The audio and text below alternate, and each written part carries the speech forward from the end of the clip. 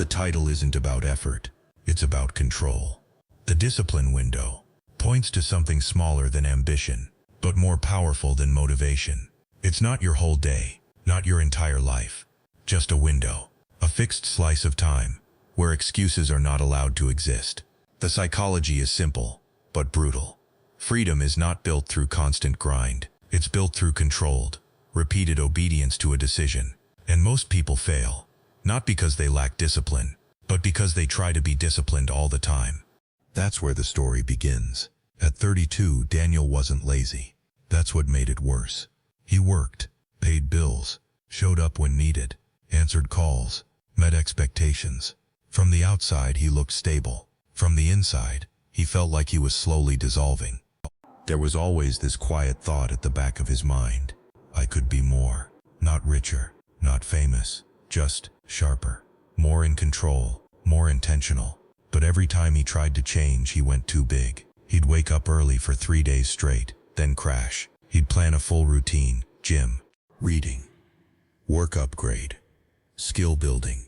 Then life would interrupt. A late night, a random obligation, a dip in energy, and everything would collapse again and again and again, until eventually he stopped trusting himself. That was the real damage. Not failure, but the erosion of self-belief. One night, sitting alone in his apartment, laptop open, 10 tabs staring back at him, he noticed something strange. He wasn't tired, he was scattered. He had spent the entire evening switching tasks, a little work, a little scrolling, a little research, a little distraction. Hours passed. Nothing moved. That's when it hit him. I don't have a discipline problem. I have a boundary problem. Because his day had no edges. Everything blended into everything. Work into distraction. Effort into avoidance. Intentions into noise. There was no moment where he could say, this is where I become someone else. So he tried something different. Not a new routine. Not a full transformation. Just a window. He picked a time, 7 p.m. to 8 p.m., 1 hour. Not negotiable, not expandable, not flexible, just fixed. He called it his discipline window. And he made one rule. Inside that window there are no decisions, no debates, no what should I do today. The task is pre-decided. The environment is controlled. The phone is gone. The door is closed. The world does not exist. Just execution. The first day felt small, almost stupid. 1 hour? That's it? His brain resisted. This won't change anything. You need more than this. This is too easy. But that voice had lied to him before, so he ignored it. And he did the hour. No intensity, no pressure, just clean, uninterrupted focus. Then he stopped. Exactly at 8 o'clock. Even though he could have continued. That was part of the rule. The window closes. No matter what. The second day was harder. Not physically, mentally. Because now it wasn't about effort. It was about consistency. And consistency exposes something uncomfortable.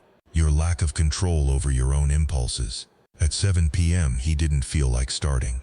So he noticed the thought, and started anyway. Not because he was motivated, but because the window had opened. And when the window opens, you step in. No discussion. By day 5, something subtle shifted.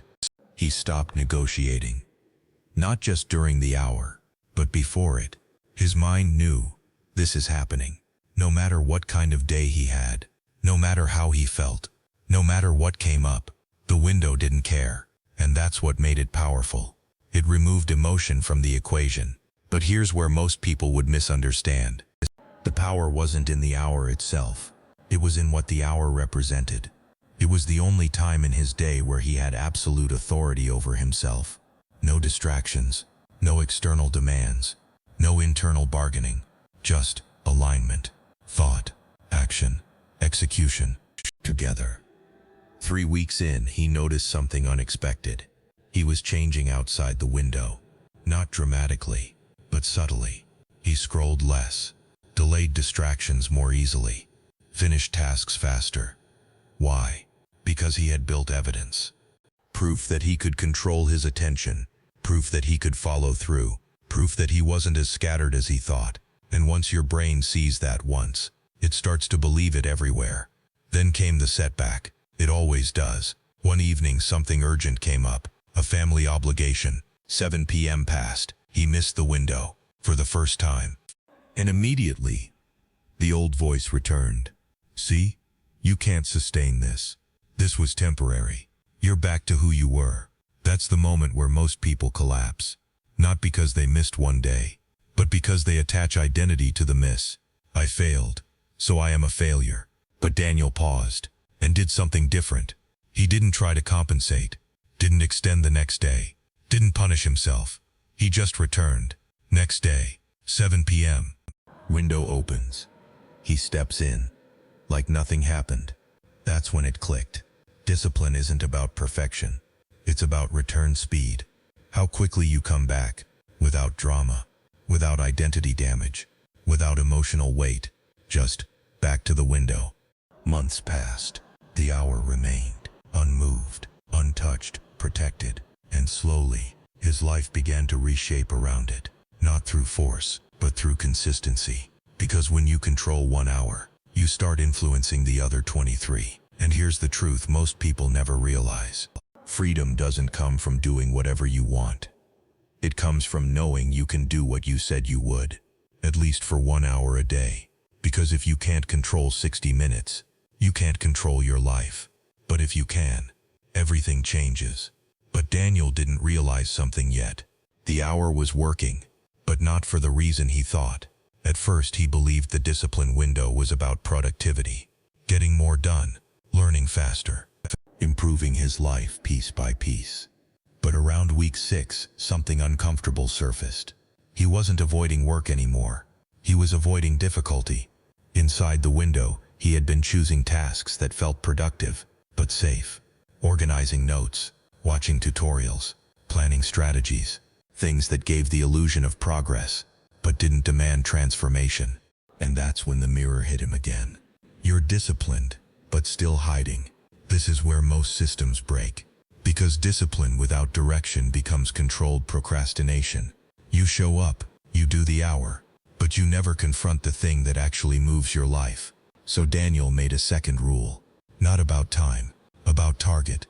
Every discipline window must include friction, something uncomfortable, something uncertain, something that exposes his lack of skill. Because growth doesn't live in completion. It lives in resistance. The next evening, 7 p.m. arrived. The window opened, and this time, it felt different. The task wasn't easy. It was something he had been delaying for months. A skill he knew would change his trajectory. But also something he wasn't good at, which meant risk, which meant ego, which meant the possibility of failing in real time. His chest tightened. His mind searched for alternatives. Maybe I should prepare more. Maybe I need another course. Maybe tomorrow would be better. But the window doesn't negotiate. So he started, and within 10 minutes, he felt it. The discomfort, the slow grinding resistance of doing something you're not good at. Mistakes, confusion, awkward attempts, progress that felt invisible. And that's where most people quit. Not because they can't do it, but because they can't tolerate the feeling of being bad at it. But Daniel stayed. Not perfectly, not confidently, but consistently, minute by minute, inside the discomfort. Until 8 p.m., window closed. The next day was worse, because now he knew what was waiting. Not an easy hour, a hard one. And this is where the real battle began. Not against distraction, but against avoidance disguised as logic. His brain became smarter, more convincing, more strategic in its excuses. This isn't the best use of your time. You should focus on something more practical. You're not progressing fast enough. But he had learned something by now. Thoughts are not instructions. They're suggestions. And inside the window, suggestions don't matter. Only execution does. By the second week of this new rule, something shifted again. Not outside, inside. The discomfort didn't disappear, but his relationship to it changed. It stopped feeling like a threat and started feeling like a signal that he was finally doing something real, something that mattered, something that had consequences, and that changed everything. But then came the deeper setback.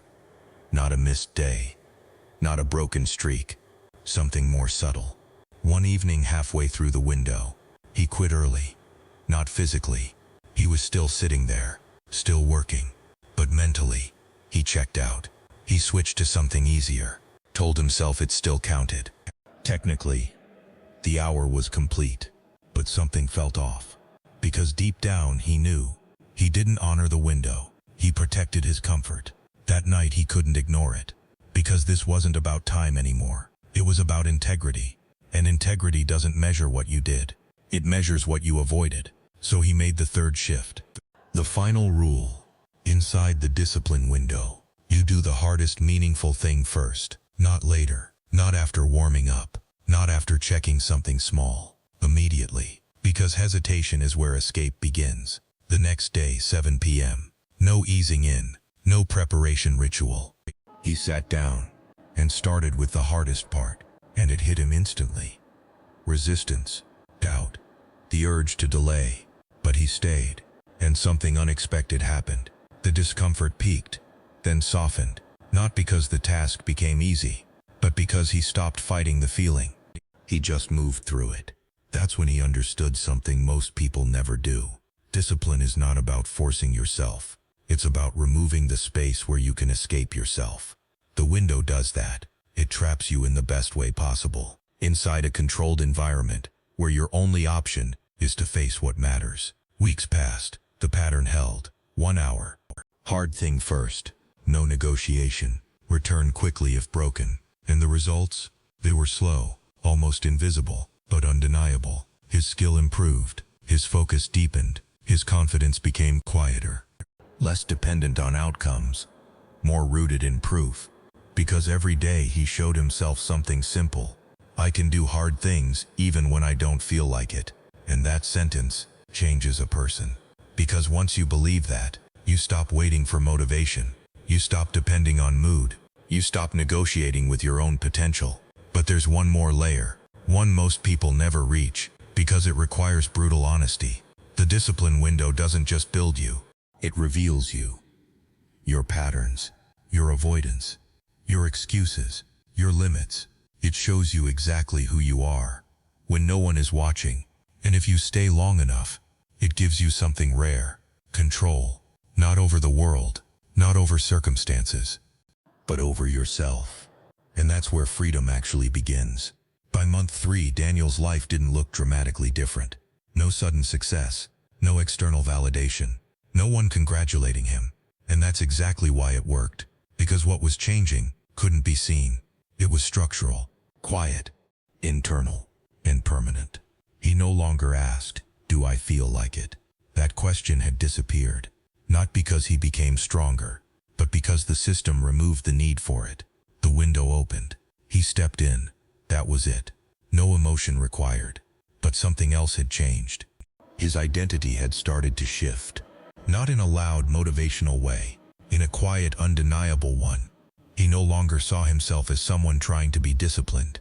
He saw himself as someone who shows up, daily, without drama, without negotiation, without needing to feel ready. And identity is everything. Because once you believe you are the kind of person who executes, you stop looking for shortcuts. You stop chasing hacks. You stop restarting every Monday. You become stable. And stability is what builds freedom. But here's the part no one talks about. Freedom doesn't feel like freedom at first. It feels like restriction. Like saying no, over and over again. No to distractions. No to comfort. No to the easy option. Every single day, at the same time. It feels repetitive, almost boring. And that's why most people quit. Because they're addicted to intensity, to big changes, to emotional spikes. But real change is quiet, predictable, controlled. One evening, Daniel sat there during his window and realized something strange. He wasn't fighting himself anymore. There was no internal argument, no resistance, no voice trying to pull him away. Just work, clean, focused, intentional. And it hit him. This is what control feels like. Not force, not struggle, just alignment. That's when the final realization landed. The discipline window was never about the hour. It was about training his nervous system, teaching his brain that there is a time where distraction is not an option, where escape is not available, where the only direction is forward. And once your brain accepts that, it stops resisting. Because resistance only exists where negotiation is possible. Remove negotiation, and resistance fades. Think about that. Every time you fail to follow through, it's not because you're weak. It's because you gave yourself an option, an exit, a delay, a maybe. The window removes all of that. It replaces should I with it's happening. And that single shift rewires everything. 6 months in, the external changes finally started to show. His work improved, not slightly, noticeably. His thinking became sharper, his decisions faster, his execution cleaner. People around him started to notice. Something's different. You seem more focused. What changed? And he didn't have a complicated answer. No secret routine, no productivity hack. Just 1 hour, every day. Protected, non-negotiable. But the real win wasn't skill, or output, or recognition. It was this. He trusted himself again, completely. Because every day, he kept a promise. Not a big one, not a life-changing one, just 60 minutes. But consistency at that level rebuilds something most people lose: self-respect. And once you have that, everything changes. You stop overthinking. You stop doubting. You stop questioning your ability to follow through.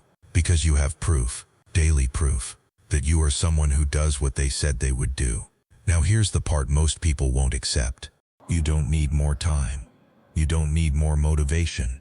You don't need a perfect plan. You need a window, a fixed, protected, non-negotiable block of time, where you remove every excuse and face the one thing that actually matters.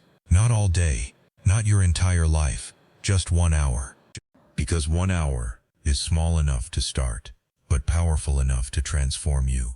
And if you're honest, you already know what your hour should be. The thing you keep delaying, the thing that feels uncomfortable, the thing that would actually move your life forward. That's your window. That's your entry point. So here's the truth. You don't become free by doing whatever you want. You become free by proving you can do what you avoid. Every single day, without fail. Open your window. Step inside. Close the door on everything else. And stay there. Until the person you've been avoiding becoming is no longer a stranger, but you.